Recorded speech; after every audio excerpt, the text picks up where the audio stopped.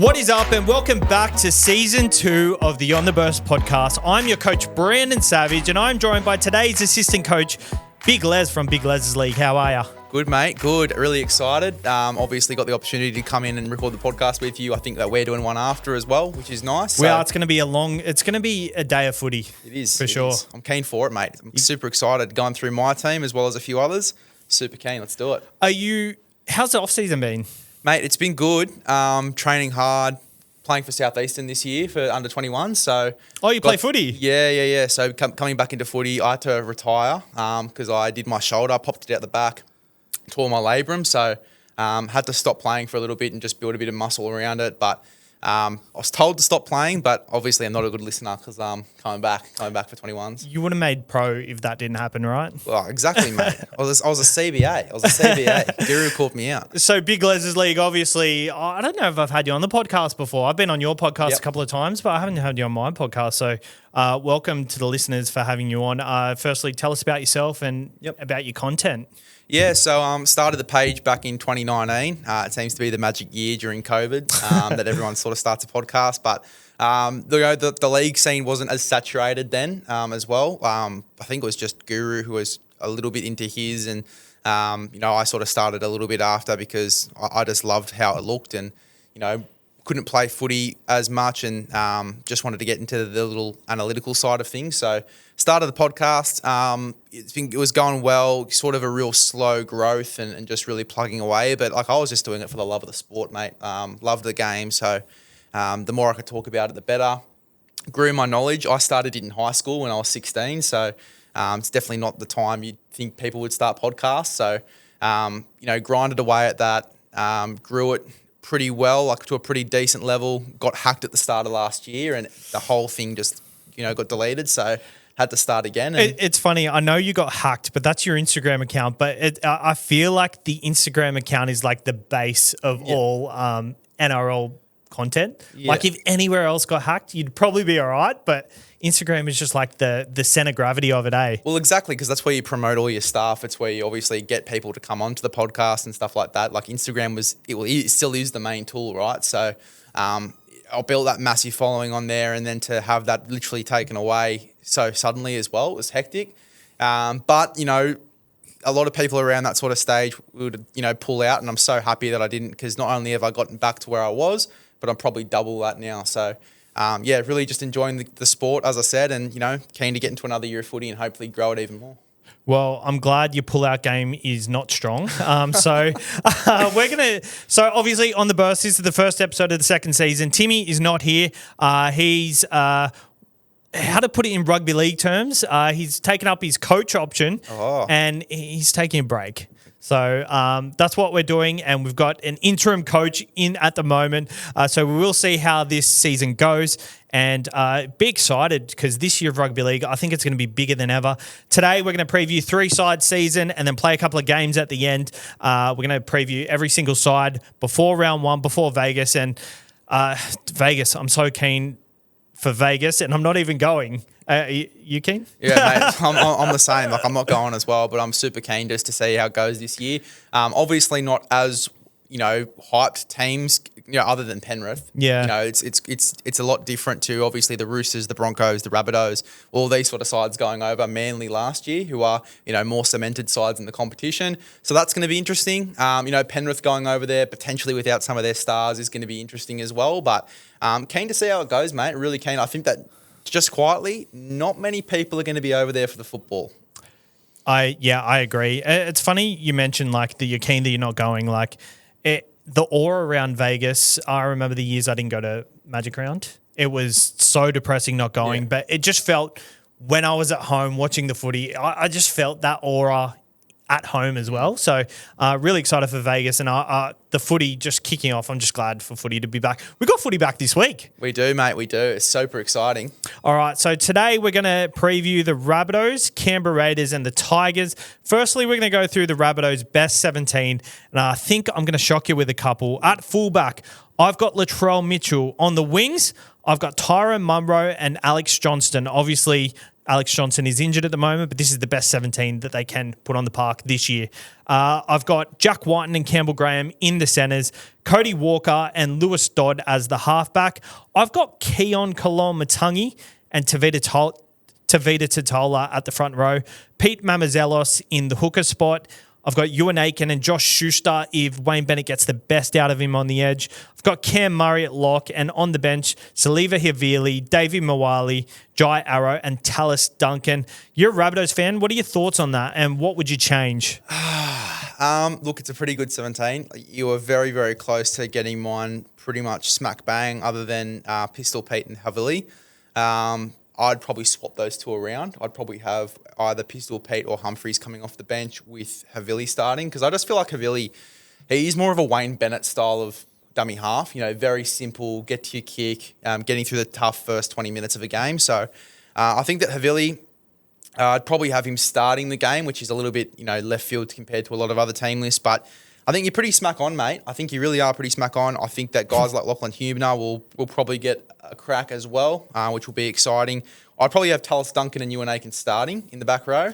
I don't mind that at all, especially we don't know how Josh Schuster is going to play out. Yeah. Obviously, he's kind of a puppy dog project, what is the term, like a home smash project? Yeah. Something like that.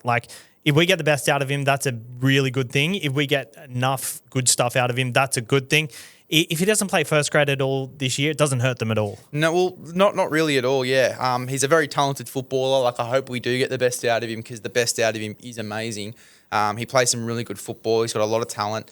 I just feel like he's got to really own being a back rower this year. Obviously, at Manly, the dream was to be a 6, and it's not really how he's suited to a lot of teams. So just coming in with a real focus to be a back rower. And if he does that, he'll be in the side for sure. Wayne Bennett thrives on these sort of characters in the game. So really excited to see if he is in the 17. He's probably not in my 17, but he would certainly be around there for sure. I think that he's going to be cracking first grade some stage through the year. The good thing about him being in the side and, signing with Wayne Bennett, and after failing as a number 6 at Sea Eagles, although I think he did okay, I think it was just a little bit of attitude here and there.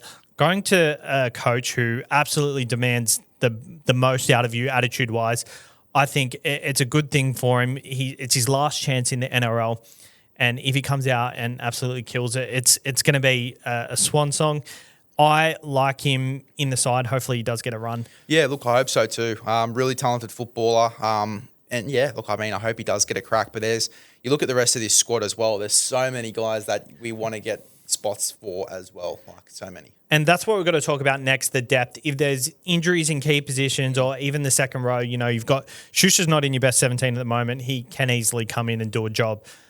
What if they have injuries in very key positions? Halves. They've got Jaden Sullivan there. Yep. They've also got Jamie Humphreys, who, he wasn't on my bench, but I think a lot of Rabbitohs fans want him on the bench, and he could definitely play a role early in the season. I think that if he's not the starting 9, I think he'll be the bench hooker. I think that Wayne's going to find a spot for him in the team. He's super talented, really big body. He can handle the middle defensively, and just so much raw ability there. I think that he'd be suited to that 9 position. I think that he's definitely going to be playing first grade Humphreys for sure. And then Bud Sullivan, I don't know what his role's going to be in Cup, because we've got a very, very stacked Cup side. So it'll be interesting to see where he sort of fits in. You got to remember as well, Bailey Biondi-Odo, he's on a trainer trial at the Rabbitohs at the moment. Really? Yep. So he's training at the moment. It's looking very silky. So it'll be interesting to see where he goes and if he can grab a spot too. So yeah, exciting. It's funny. I had a dream about Bailey Biondi-Odo 2 years ago. Weird. I had a dream he played a role in SuperCoach, and he was like a massive role in SuperCoach. So hopefully he comes onto the scene, because I'll be getting him. That's a strange omen, mate. Yeah, I know. It's weird, eh? I'll back it. It's weird. And in the outside backs, they really struggled last year with depth. They've got Isaiah Tass on the bench there. They've got... who else they got? They got Jai Gray, who can potentially play an outside back role, at least fill in at fullback. Yep. They got Fletcher Myers still. But last year it seemed like they dipped into their depth really early. 100%, mate. And I think the good thing about this year is that we've got a lot of young guys that can come in and take spots. Being around the Rabbitohs radio boys, all I hear about is the juniors and how they're going and who they like the most. So it's actually surprising that we've got, we've been able to stack the roster so much and so well. And that's obviously back to Wayne Bennett and obviously wanting to be coached under a guy like Wayne. A guy that you didn't mention there in regards to outside backs, Hazen Mellors.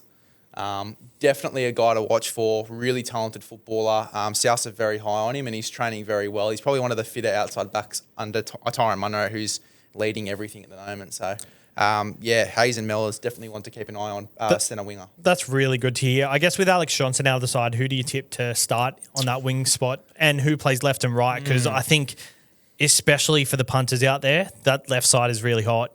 So let me give you the juice. Let me give you the sauce. It's rumoured to be Isaiah Tass. He's going to start on the right wing with Tyrone Munro moving to the left side. So that's how they're rumoured to start. Campbell Graham said today that he wants to be back and he's made a pledge to his teammates he will be back round 1, which is also fantastic to hear. I think, look, the rumour's Tass and it's probably going to be Isaiah Tass. I'd probably go Fletcher Sharp. I think Tass is a better centre. Fletcher Myers? Fletcher Myers. I've been caught out with that so many times. Fletcher Myers, he's a gun. Super talented. That game against Melbourne where he scored that full length of the field try and gassed Munster. Yep. I mean, it's not too hard to gas Munster at the moment because he's obviously I could probably playing gas hurt. Munster. Yeah, it was true. Gas Ryan Pappenhausen was the guy I was supposed to say then. Ryan Pappenhausen, which, obviously with Much the injury. of a muchness at the moment, Yeah, isn't exactly. it? Oh, I mean, look, if Munster catches up to Ryan Pappenhausen, then I think we'll be cheering. But I'd probably go with Fletcher Myers. I really like the look of him. Training very well, really good in the air. Offload is beautiful. He's got a beautiful offload. So he'd be the guy that I'd probably just chuck on the left wing and have Tyrone on the right side with Campbell Graham, because if he's there on the right with Campbell Graham, he's getting try after try. But left side, you could say the same with Whiten. So it doesn't really matter where you put him. Good thing is Cameron Murray came out today as well and said he'd be fit round 1. Yep. So that's a massive boost for them. What do you think their ceiling is this year and what do you think their floor is? Good question. So their ceiling for me is the 8. I think that they can get into the 8 just. Obviously, depending on the fitness of certain individuals coming into the year, I think Cody Walker's very 50-50 to be fit for round 1. He's dealing with some calf issues at the moment. Obviously, Schuster's the same. I think that he's just coming back from a calf. Totola, do you bring him back in straight away after that foot injury? I know that he's running and back to contact now, but do you take that risk? It really depends on the fitness of the boys for me. I think that their ceiling, if I'm giving an exact placement, would probably be 4th. I think that their floor, though, is 12th. So I think it's a pretty decent bracket. What about yourself?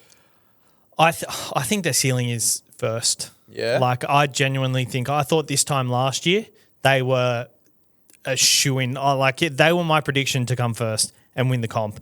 Latrell was my prediction to get Dally M medal. Obviously, that didn't come to fruition, but I think they can legit come 1st. They got the roster for it, and I think they're in a window where they can win now, and if it doesn't work out in the next year or two, especially with Cody Walker moving on in age at least, I think they're in a real window, and Latrell is probably one of the best players in the game. And to anyone that says he shouldn't play fullback, I think he's one of the best fullbacks in the competition. He brings something unique that not a lot of teams can stop.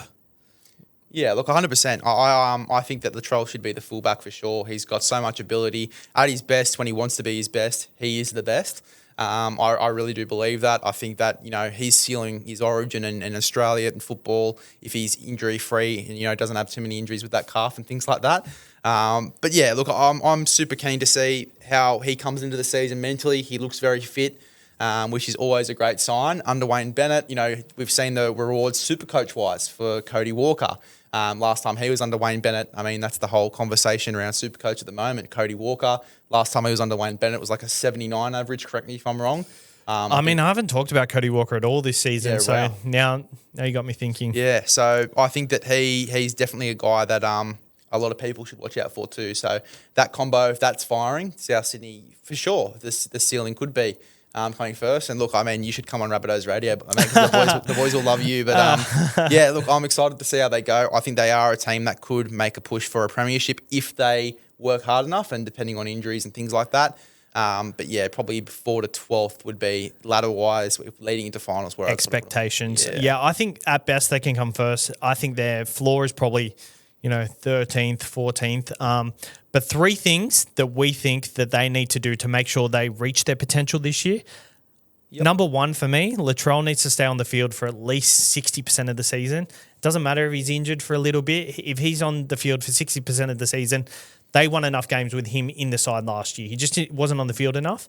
So I think that's what they need to do.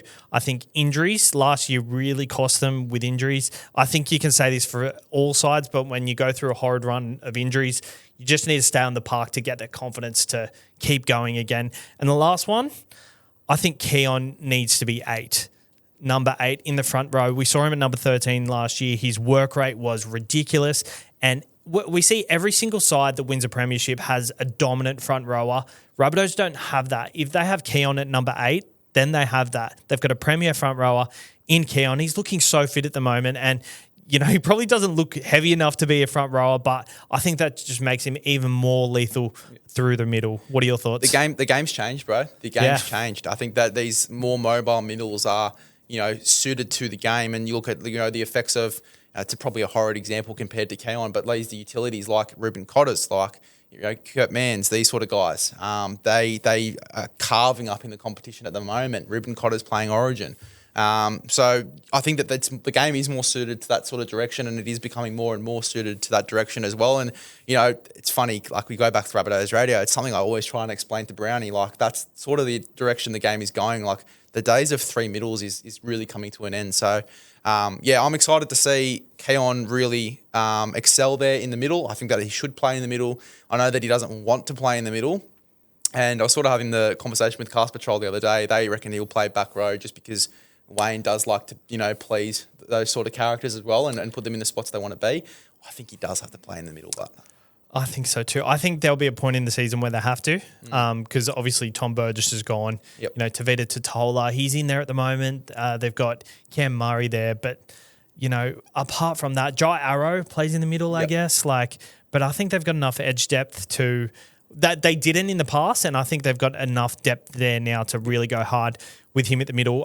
But I guess going back to that point of the games moving forward, the Ruben Cotters and stuff, I think I'm really excited for the Parramatta side, the Parramatta preview, because I think they went way too hard in the big guys. Yep. And I think that's why they've fallen off. And hopefully Jason Riles has identified that, and his pack is a bit lighter this year. It doesn't look like it yet, but hopefully they're fighting fit and, playing at a better weight for the front row. Well, it's funny. I did my Parramatta preview on last Monday, so this time last week, and it's exactly what we talked about. Yeah. They're the direction that they're going in under Riles. It's exciting.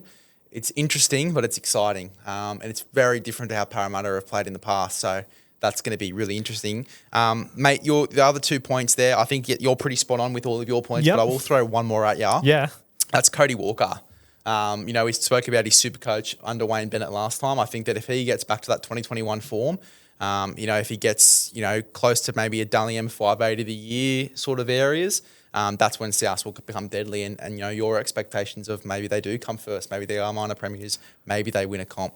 I guess that's when they're at their best. And I guess me saying that they've got this 2-year window, that's based purely on Cody Walker. Yep. So 100% agree with you there. We do have the Tigers next, but I think they're way more exciting than Canberra. So we'll go Canberra first. Okay. For their best 17. So with Canberra, their best 17, just got to get it up at the moment. I'm sorry. Yeah, I'm exactly the same. I should have really done a segue before I did this. Raiders, their best 17. And this is also based on reports. So it's not purely mine. It's based on reports. I think this is probably the best 17 going forward though. KO Weeks at fullback. I think Sebastian Chris and Xavier Savage on the wings with Matthew Timoko and Ethan Strange in the centres. Ethan Sanders to start at 5'8", Jamal Fogarty at halfback. The front row, I've got Joe Tarpanay and I've also got Morgan Smithies. Very controversial one there. I've got Tom Starling to start at 9, Zach Hosking and Hudson Young on the edges, and Coy Horsburgh at lock. My bench, Owen Paddy, Josh Papali'i, Emre Gula is gone as of yesterday, and Atta Mariota. I think I'll put Trey Mooney in there. But what are your thoughts on that? Because I think that's a lot different to how a lot of people would go. Mate, it's very close to mine. Strange at centre. I've got KO Weeks at 6 with Fogarty at 7. My fullback is Chevy Stewart. First of all, great last name, by the way. But second, I love him. I think that he. I just got that. You just got that then. He's a gun. I think that what we saw from him in that New South Wales under-19s game. Obviously, his second one of those as well. The first one he was he was pretty up and down with his performance, but the second one he carved. So I'm excited to see how he comes into the year, how he's training. But he's that young prodigy there, and the plan was always to bring him through as that next fullback. So I think that I don't think he starts the year, but I think in their best 17 by the end of the year, he'll be a guy that's in that 17 for sure. He is a freak, and people forget how good he was in those days for Cronulla as well. Is this Chevy Stewart you're talking about? Chevy Stewart, yeah. Yeah, I think he's obviously a gunner of the future. K-Week seems like a really, really good stopgap at fullback, just while Chevy Stewart is developing. Yeah. And I feel like for Canberra, they're definitely in a rebuilding phase, but they're still good enough to make the 8, in my opinion. Like, for me, their ceiling is 7th, maybe 6th. And their floor, I don't think their floor is that low. I think like 13th once again with the Rabbitohs. You know what, mate? I'm actually very different. Yeah? I have got them potentially being the favourites for the spoon. I think they've got a lot of question marks, and I've been saying this on every podcast, so it might become repetitive to my listeners that are coming over. But I think that when I was putting my ladder together, I spent 2 hours doing it, and it got to the point where I needed to have a break because it was just so difficult to sort of think about, right? Because how close the comp is. So I sort of just scrapped everything that I had, and I said, right, which club has the most question marks around them, and which club has the least? And that's how I'm putting my ladder together, and then I'll sort of move things around at the end. And I got to the point where the Raiders, the Knights, spoilers, those sort of teams were at the bottom. So I think that the Raiders will be close. I think that Fogarty's going to be a massive, massive proponent of their success. But I also think that with the question marks around fullback, the question marks around 5'8", I reckon around hooker as well, because there was a few floating rumours around Tom Starling and South Sydney. I think that there's so many question marks with the Raiders, how they're going to line up, and picking and sticking for me is a big thing for them going into this year. But yeah, I think that their ceiling is definitely in the 8, but I think that their floor is the spoon. Then that's a huge bracket, and it's fucking confusing as shit. I know, but I think that's just the Raiders, the team that they've got now. I just think a Ricky Stewart side cannot physically win the spoon. I think that we've seen in the past, in the last couple of years, even when the Canberra Raiders didn't have as much promise leading into the future as they have, like when Jack Whiten was there, they're a side who was always there and thereabouts for the 8, but didn't really have that upside. I really think that in the future they look quite promising, and they've got a good bunch of kids mixed with a good bunch of forwards as well. So I think their forward pack is not a wooden spoon forward pack. I just think that you spoke about Whiten. I think that Rapana leaving is humongous for them. Like, you think it's like a culture kind of thing? Culture kind of guy. Just he's Ricky Stewart to a T. Just his attitude around coming into a game, the competitive nature of him. Jack Whiten the same. Yep. Losing both of those guys, in my opinion at least, I think is humongous just with the attitude around the club. It's going to be interesting, their, I guess, mindset coming into this season. And I think as well, not to drag on about the Raiders, but in the past few seasons, they've had massive droughts where they've just gone on a massive losing streak and had to pull themselves out of it. And they've been getting bigger and bigger as the seasons go on. I think that it's just going to become that point where you're going to see them go on a massive losing streak. And then even if they pull themselves out of it by the end of the year, they're still going to be at the bottom end of the ladder. I guess like last year, they were on a couple of game losing streak. Was it against the Warriors where Jordan Rapana kicked a field goal to win? Maybe. It was against the Dolphins. Yes. It's against the Dolphins. They don't have that extra head in Rapana. Like, they would have lost that game and probably fallen down to like 12th last year. So was it Fogarty that kicked the field goal or Rapana? He kicked it earlier in the season or the year before. But Rapana definitely, it's fun. Deja vu. Yeah, so weird. But yeah, I guess that experience leaving. But I also think Ethan Strange going to centre Yeah. I think he's a weapon in defence, and I think he adds a lot in defence on the edges. Yeah. I think they'll be okay as long as injuries don't strike, obviously. Whether they have enough points in them, it's begged to be seen. But, yeah, I just don't see them winning the spoon. I think my spoon is the Knights or the Warriors. Yeah, wow. It's funny, we've both got the Knights down there as well. Nils only chewed my arm off. Oh, did he? The other day as well. He was filthy that I had them that low. But yeah, look, I mean, I think the Raiders are just one of those sides, to be honest. Like, I've just got too many question marks, and you spoke about how many points they have in them. If you're constantly changing your side, which it looks like they probably will, I just don't think that they're going to be up there, and I think that it's going to be solely on Fogarty to pull them out of big games, and I just don't know if he can do that on his own. Fair. What do you think 3 things they need to do to reach their ceiling? 3 things they need to do to reach their ceiling. We spoke about the first one before, pick and stick. I think that they need to pick a spine and stick with it from round 1. I get that you probably want to bring Chevy Stewart on a little bit slower to last year when he came in at round 1. But I think that you've just got to go with your gut, pick the side that's the best, and actually just give him time. He lasted, 3 games at fullback to start the year, so just give these guys time to get combinations built and things like that. Picking and sticking is going to be a make or break of any side. We've seen it with multiple teams throughout the past few years. You look at the Broncos when they won the spoon. You look at the Tigers of late as well, not just with their spine, but with their entire 17. It's just changed drastically. So picking and sticking is a big thing for me. I think that Xavier Savage is going to be a big, big watch for the Raiders. I don't think he's going to play like a fullback position, but I just think that, we talk about guy that can break a game open for the Raiders. I think that he'll be that next Rapana type of guy where he'll be a big proponent of them winning big games. Speaking of good last names. Yeah, Savage, mate. Oh, perfect stuff. I think he'll play Origin this year, Xavier Savage. What? Queenslander? Yep. Queenslander. Right. Yep. I don't see it out of the realms, to be honest. Like, who have they got? They've got Coates. They've got Holmes. They've got Taulagi from the Cowboys as well. Yeah. So if one of them are injured. Not even if they're injured. I think if he plays well enough, he'll play. Interesting. It's a big call. I know that. I know that it's a massive Interesting call. For a side that's going to win the spoon. Yeah, look, it is, and I sound like an idiot, but I think that he's going to stand out like a sore thumb no matter how they're going. I think that he's going to be huge for them, scoring a lot of tries. I think he'll play Origin. Righto.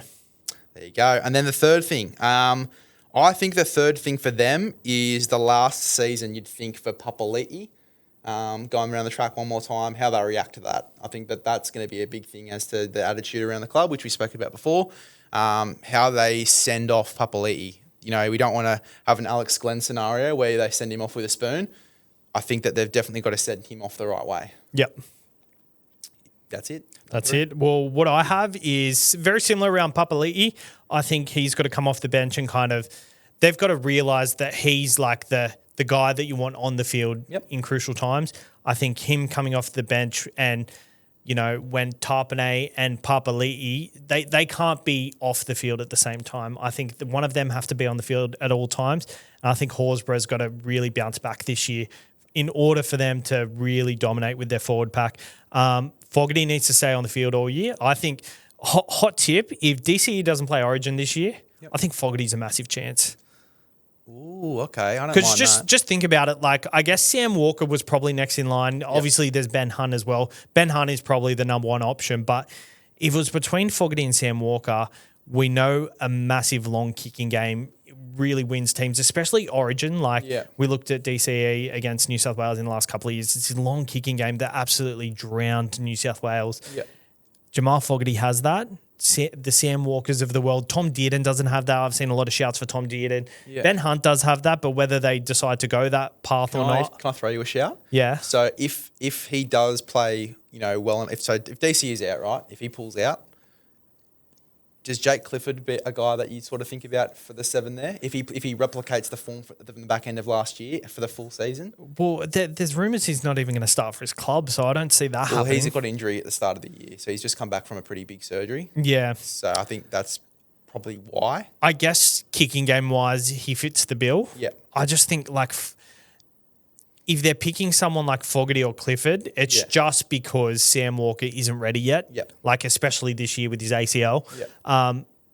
And I just think they'll go with the more experienced guy in Fogarty. So I love Fogarty. I think he's so underrated, and he always has been. Yep. And he's a massive key to Canberra doing well this year. We saw last year they would have made the 8 if it wasn't for his bicep injury.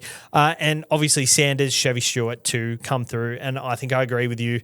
Pick and stick because you'll pay dividends really late in the season compared to, chopping and changing, and maybe get a little bit of success one game and you stick with that for a couple of weeks and it doesn't work. Stick with the hard yards early and then it'll pay dividends later on because you'll get that cohesion. 100%. All right, let's move on to the Tigers, and the Tigers top 17 has changed completely since I did my first draft of it. So fullback, I've got Jareem Buller. On the wings, I've got Sania Taruva and Gerald Skelton. In the centres, I've got Adam Dewey and Justin Olam. In the halves, I've got Lockie Galvin and Jerome Luai. In the front row, I've got Royce Hunt and Terrell May. At hooker, I've got Api Coruscant. On the edges, I've got Samuel Alafanu and Alex Seafarth.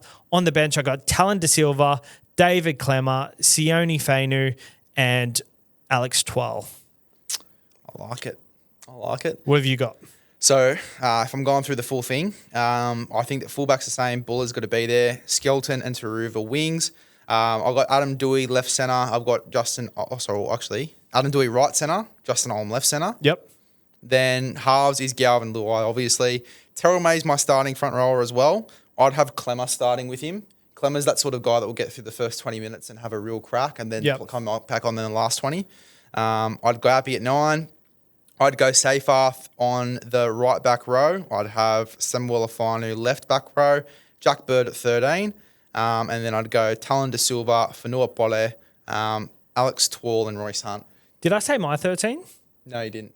Is it Jack? Oh, okay. My 13's obviously Jack Bird. Yep. Fanua Pole's on my bench instead of Sione Fainu. There you go. So, yeah, interesting there. I think what's their ceiling this year? I want to start with this quite early because this is a massive talking point. What's their ceiling? What's their floor? I think their floor isn't the spoon once again. No, it's not. I think that their ceiling,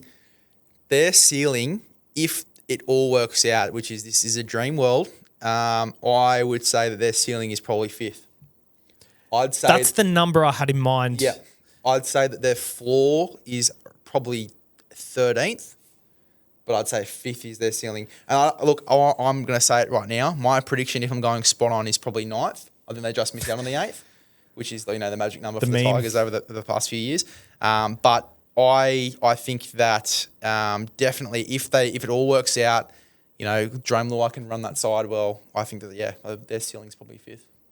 I agree. I think we saw last year his game manager. Yeah, manager. He's a leader. Yep. He's not a game manager. He's a leader. Yep. So I think having him in the side, having Terrell May, I think he's one of the best signings of the year.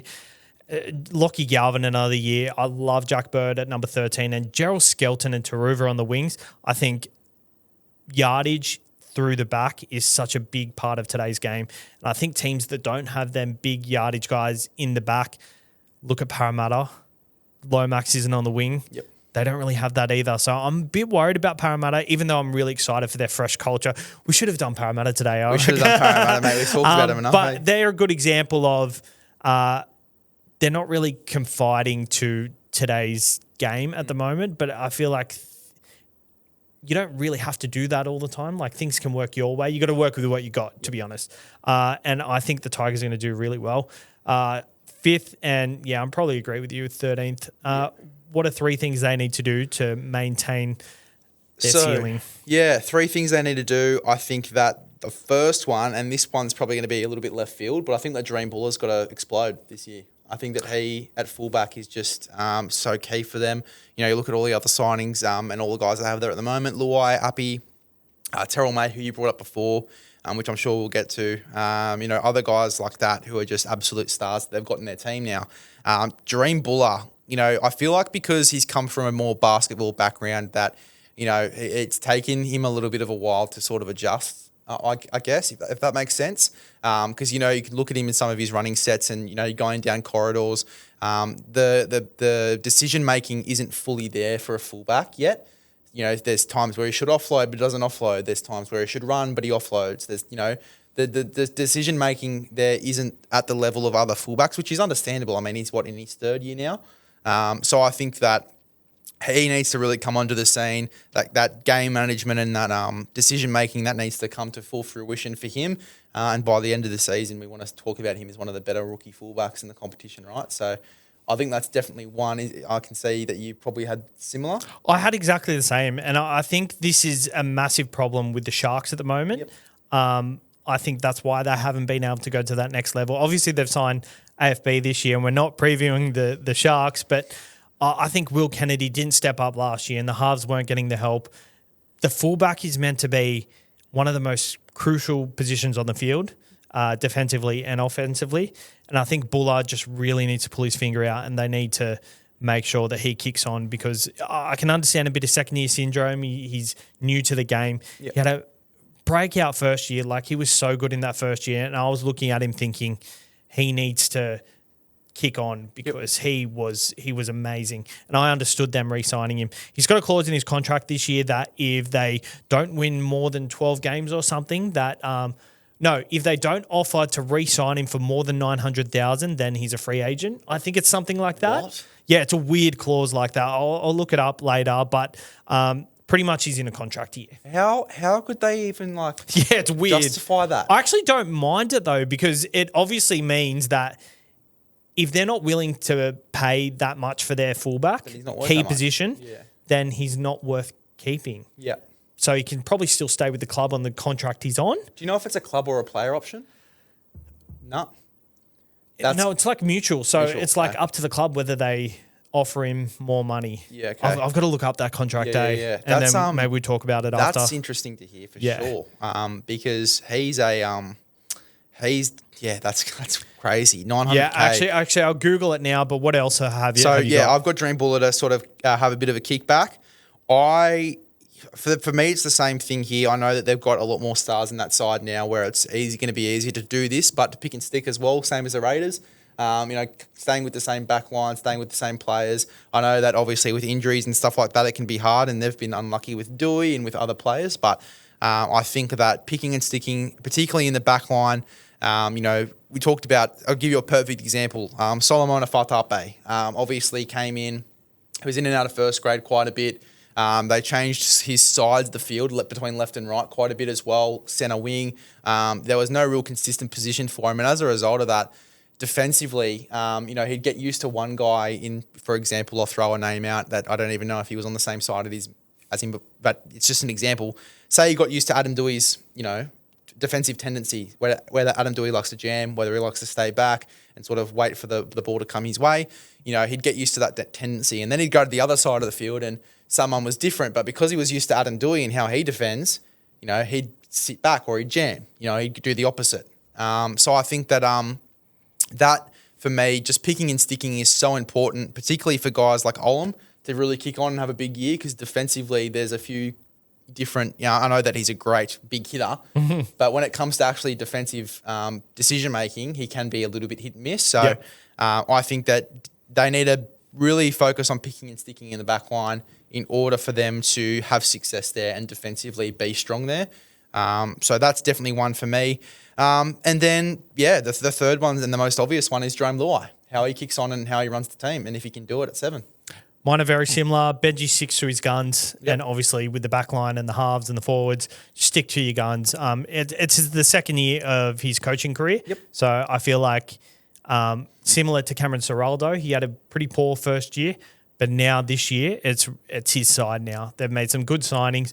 Luai and Terrell May, I think them two just got to step up, and they probably got to deliver. If they deliver 60, 70% of what they can do, then they'll do well. They do well enough not to get the spoon. Do you think he plays close to 80, Terrell? I hope so. I think he wants to. Yeah. I probably think 65, just based on, I think Benji will not want to gas him. I know he can probably take it at the moment, but I think in the long run, even though they're not looking for the long run now, they kind of need results this year, and especially Benji needs it to keep his job. Do you think he has a timeline, Benji? This year. Yeah, this year? Yeah, Wow. I think if they don't do well this year and he doesn't at least show signs, like we saw last year, the Tigers were just giving up in certain games. If they don't show that this year, where they show they're fighting in every game, I think that's enough. Even if they don't make the 8, I just think they need to see some positive improvements within the squad, whether that's, Lockie Galvin having another breakout year or Jerome Luai, like, having a quiet year, but everyone else is still, like, high and about. I think Benji's pretty safe considering the coaches that are on the market, but I think there are some other coaches that do have some pressure down their neck, and Benji's probably, I'd say, second or third, probably third, to be honest, on the list. But, I think for them, 5th to 13th, Bull is the big one for me. I think the other guys can do well. All right, we're going to finish with some games, or not really some games. I want you to tell me your top. How many did you do? Both has produced the best signing for 2025. I've got. I can just go off the cuff, mate. Well, let's do 5. All right. Sweet. Can you predict your top 5 signings for 2025? Sweet. So I'd say that 5 would be Fish. I'll go Fisher Harris. I think his impact at the Warriors is going to be outstanding. Being a bit of a leader there, going through a cultural shift at the moment with SJ and Tohu leaving, he'd be number 5. Number 4, I would go with. Oh, it's tough. Just putting them in order. Top 5 signings of 2025. Let me just get a bit of an idea. I thought I could do it off the cuff, but it's proving very difficult. It is pretty hard. I feel like the player market, there's been a lot, but not. There's been some big dogs, but there's also been not much. Yeah, I know. Like last year, Stephen Crichton, there was Flegler. There was so much last year. Yeah, 100%. Look, I think that it is. I think that it's going to be really interesting. To see who really kicks on and who doesn't. I think it will be. So top 5. So I would go Fish. I'd go Fish at 5. I'd go Stefano at 4. I think that him in his impact at Melbourne will be great. I think that he'll probably get close to Origin, if not maybe crack the 17 there. I'd say that 3 would be, let's go 3, Terrell May. I think that his impact at the Tigers would be insane. I think that he's going to have a really, really solid year. I'd go number 2. This is going to be controversial. Valentine Holmes. I think that him at the Dragons, I think that's going to be really, really exciting to see how he goes and kicks on. I think that his experience is going to be so valuable to that group, because you look at all the guys that are coming in, Gutho, Val, and Cookie. All those guys, I think, are going to have a massive impact on a young side. And then number 1, Jerome. I'd go Jerome there at number 1. I like it. Well, my top 5 signings for 2025, I've got number 5, Gutho. I think he's just a Flanagan guy. He will buy into the culture and he'll set the standards that they need. Very similar to my number 4, James Fisher-Harris. I don't think the Warriors are going to do as well as they would have hoped this year, but James Fisher-Harris is going to lead the way this year and at least keep them off the bottom of the ladder, hopefully.